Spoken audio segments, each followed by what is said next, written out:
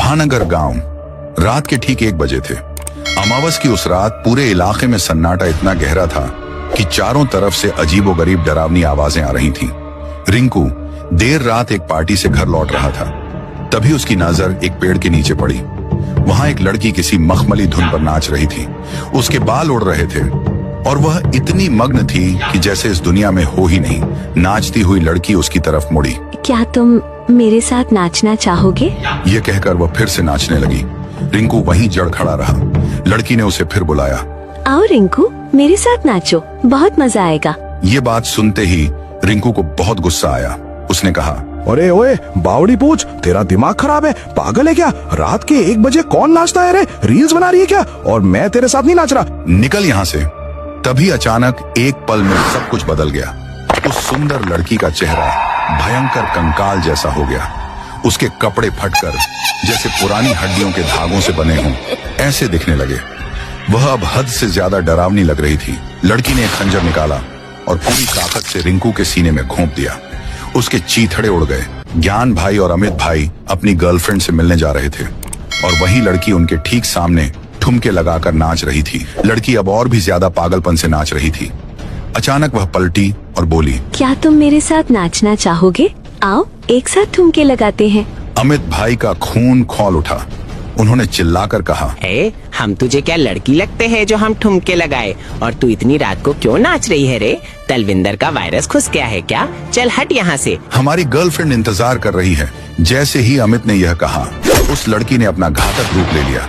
उसका रूप इतना भयंकर था और अपने नोकिले पंजों से उनके बदन के 5-6 टुकड़े कर दिए। शिला की कहानी एक डांसर की दर्दनाक नियति। भानपुर गांव के ठीक पास में सर्बियन नाम का गांव था।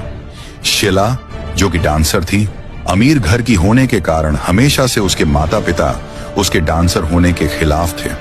उसके पापा ने एक रात उसे बहुत डांटा। तुम्हें मैंने कितनी बार समझाया है ये सब नाचना बंद कर दो, लेकिन तुम हो कि अपनी जिद पर अड़ी हुई हो। तुमने हमारे खानदान का नाम मिट्टी में मिला दिया है। याद रखना शिला, मेरा बिजनेस तुम ही को संभालना है। शिला ने कहा, डैडी मैं नाचूंगी जब तक मेरी सांस चलेगी। मुझे नाचना बहुत पसंद है और मैं आगे भी यही करूंगी। मेरे पैरों को कोई नहीं रोक सकता। तुम्हें जो करना है कर लो, मेरा फ्यूचर उसी में है। ये सुनकर शिला की माँ भड़क उठी। तो ठीक है, फिर इस घर से तुम्हारा कोई लेना देना नहीं है। तुम अपना बोरिया बिस्तर बांध लो और यहाँ से चली जाओ। यहाँ तुम्हारी कोई जगह नहीं है। शिला ने एक गहरी सांस ली। बिना एक पल रुके वह गुस्से और टूटे दिल के साथ घर के बाहर निकल गई। पूर्णिमा की रात थी।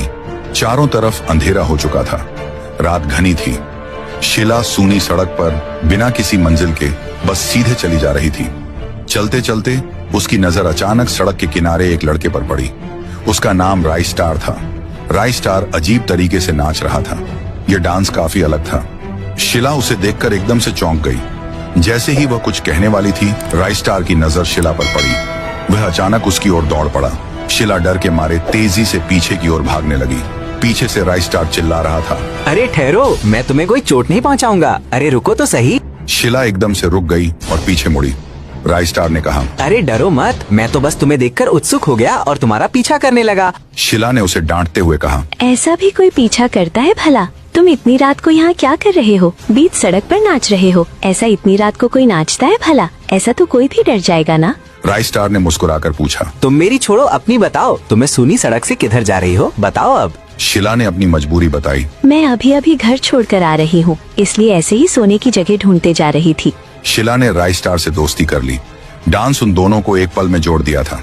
राई स्टार ने सुनाया, वैसे तो मैं स्ट्रीट डांसर हूँ, घर चलाने के लिए कभी चौराहे पर डांस करता हूँ। शिला यह सुनकर खुश हो गई। अरे वाह, डांसर तो मैं भी हूँ। मैं भी काफी अच्छा डांस कर लेती हूँ। और फिर उस रात के बाद दोनों ने मिलकर अपना नया सफर शुरू किया। वे आपस में काफी घुल मिल गए और हर रास्ते या चौराहे पर उन्होंने एक अजीब किस्म का नया डांस करना शुरू कर दिया। जल्द ही इस बात की खबर शिला के माता पिता तक पहुंची। जैसे ही उन्हें पता चला, वह भड़क उठा। वह जोर से चिल्लाए, उस लड़की से हम उम्मीद ही क्या कर सकते हैं? हाथ से निकल गई है। लोग क्या सोचेंगे कि इतने बड़े बिल्डर की बेटी किसी छपरी के साथ आवारागर्दी कर रही है। शिला की माँ ने दिलासा देते हुए कहा, तुम फिक्र मत करो, मैं उन्हें देख लूंगी। वो दोनों तो 2 दिन के मेहमान हैं। तुम बिल्कुल टेंशन मत लो। तुम बस आम खाओ, गुठलियां मैं गिन लेती हूँ। माँ ने तुरंत अपने 2 गुंडे भाइयों को इस प्रेमी जोड़े का कत्ल करने के लिए भेज दिया। उसी रात राइस्टार और शिला गांव से दूर एक गार्डन में बैठे आपस में बात कर रहे थे। माहौल रोमांटिक था। राइस्टार ने प्यार से कहा, आज कितनी सुहानी रात है ना? इस चांद से भी ज्यादा खूबसूरत तुम नजर आ रही हो। शिला शर्मा गई। उसने उत्सुकता से पूछा, क्या कहा? सच में चांद से ज्यादा खूबसूरत लग रही हूँ? ठीक उसी पल शिला के दोनों गुंडे मामा वहां पहुंचे। उन्होंने राइस्टार और शिला को एक साथ देखा। चलो मेरे साथ डांस करो, आज मैं तुम्हारी फेवरेट डांस करके दिखाऊंगी। तुम्हें देखकर मजा आएगा और ये डांस मेरा भी फेवरेट है। ये कहकर दोनों सड़क पर एक साथ नाचने लगे। वे दोनों अपने डांस में पूरी तरह मग्न थे, दुनिया से बेखबर। उनके मामा उन्हें चुपचाप देख रहे थे। अचानक शिला के मामा ने अपनी खूंखार तलवार निकाली और आकर तलवार से वार किया। राइस्टार का सर धड़ से अलग हो गया। यह भयानक मंजर देखकर शिला वहीं बेहोश होकर नीचे गिर पड़ी। बेहोशी की हालत में शिला को उसके माता पिता घर ले आए। उसे जबरदस्ती एक कमरे में रस्सी से कसकर बांध दिया गया। राइस्टार के कत्ल का हादसा उसके दिमाग से निकल नहीं रहा था। रात के अंधेरे में शिला ने उसी रस्सी से उसने आत्महत्या कर ली। मरने से पहले उसने दीवार पर कोयले से लिखा, मेरी मौत का कारण मेरा परिवार है और कोई नहीं। उसके माता पिता ने समाज के डर और अपमान से बचने के लिए कोई विधि या रीति रिवाज नहीं निभाया। उसी रात चुपके से उन्होंने शिला को दफन कर दिया।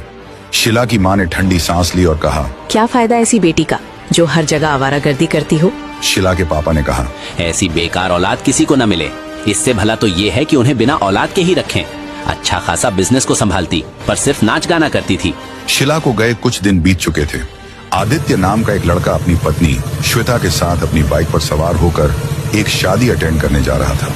अचानक बाइक के ठीक सामने शिला भूतिया रूप में आई और बाइक पर से उतरकर शिला के सामने आया। शिला ने प्यार से कहा, क्या तुम मेरे साथ नाचना चाहोगे? आओ एक साथ ठुमके लगाते हैं। आदित्य चिढ़ गया।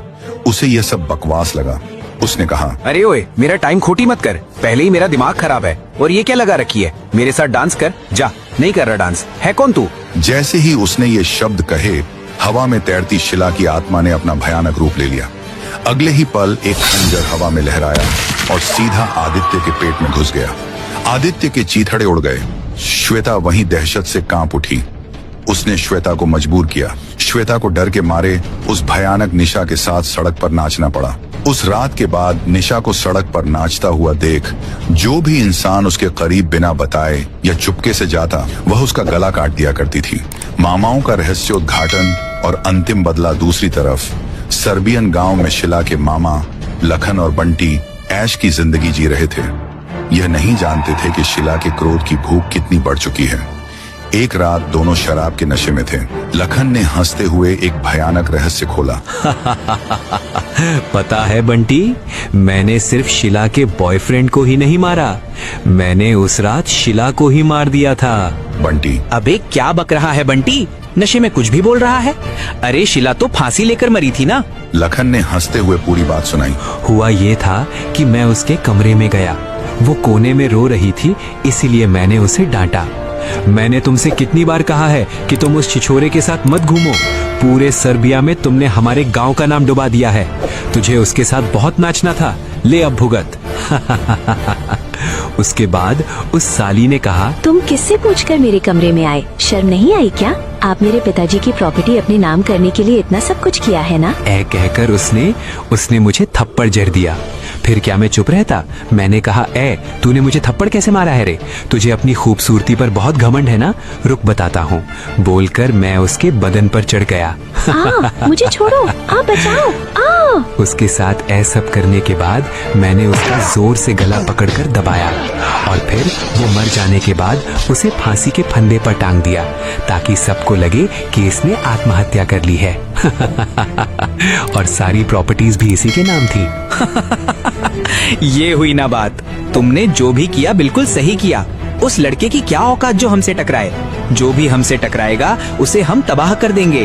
वहीं दूसरी तरफ राइस्टार का बड़ा भाई राजतारा अपने छोटे भाई के हत्यारों की कंप्लेंट लेकर पुलिस स्टेशन में गुस्से से भरा हुआ था। राजतारा गुस्से से पुलिस को डांटा, मेरे छोटे भाई को मार दिया है।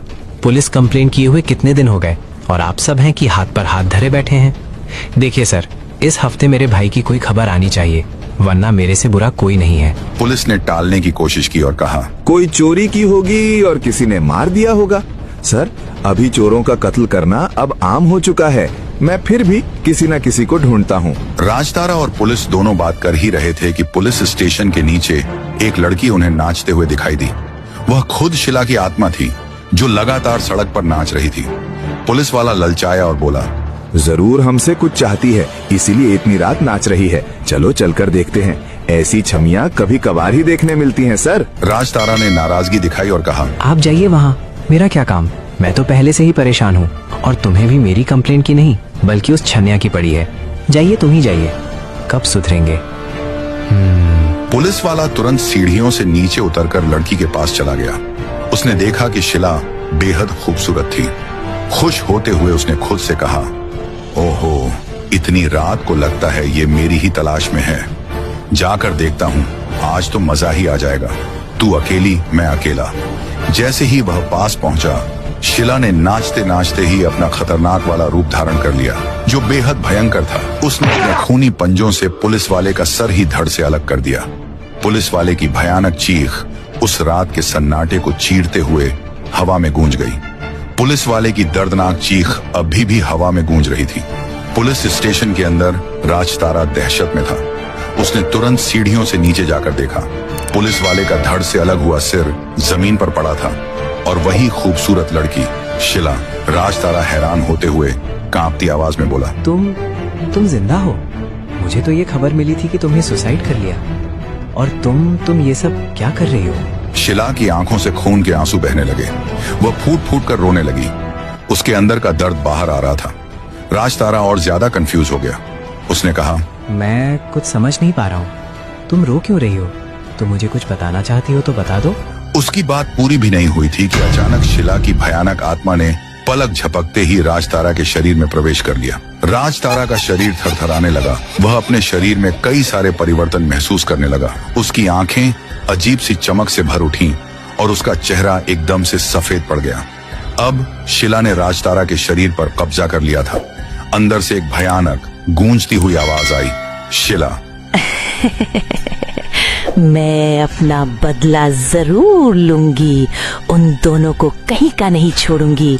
मैं उन्हें मार डालूंगी, उन्हें कच्चा चबा जाऊंगी। हा हा हा। शिला की आत्मा ने अब राजतारा के शरीर को लेकर सीधे उसके मामाओं के घर का दरवाजा खटखटाया।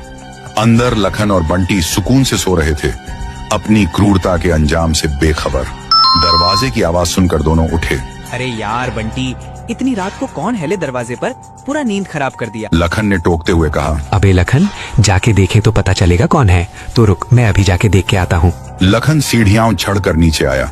उसने राजतारा को देखा, जिसका चेहरा अभी सामान्य दिख रहा था। लखन गुस्से में बोला, क्या रे, क्या चाहिए तुझे इतनी रात को? क्यों खामखा परेशान कर रहा है? पता, वरना कच्चा चबा जाऊंगा।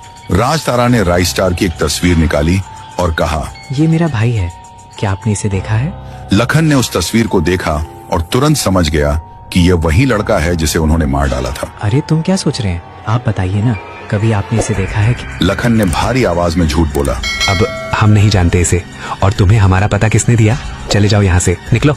लखन के मुंह से झूठ निकलते ही राजतारा का चेहरा अचानक और भयंकर रूप से बदल गया। आंखें जल उठी। पलक झपकते ही राजतारा ने अपने खतरनाक पंजों से लखन का सर ही उखाड़ दिया। नहीं, रुको! क्या कर दिया? उसे क्यों मार दिया? तुम कौन हो? बताओ। राजतारा के अंदर बैठी शिला की क्रोधित आत्मा ने जवाब दिया, मैंने आपका क्या बिगाड़ा था? हम बस एक दूसरे से प्यार ही तो करते थे, लेकिन पैसे और प्रॉपर्टी के लालच में आप दोनों ने हमें मार दिया। अब तुम भी मरेगा। राजतारा ने भयानक तेजी से बंटी को पकड़ा और उसे छत की मुंडेर से उल्टा लटका दिया। बंटी गिड़गिड़ाता रहा, जान की भीख मांगता रहा, लेकिन प्रतिशोध में अंधी हो चुकी आत्मा ने कोई दया नहीं दिखाई और उसे छोड़ दिया। वह जोर से चिल्लाते हुए सीधे नीचे जाकर गिरा। बदला पूरा हो चुका था। राजतारा, जिसमें अब शिला की आत्मा थी, लाशों के सामने खुशी से और बहुत देर तक नाच किया। यह उसके जीवन का अंतिम, खूनी और सबसे ज्यादा आजाद डांस था। तब से लेकर आज तक जब भी कोई शिला को रोड या सोसाइटी में डांस करते हुए देखा है, वो जरूर मारा गया है।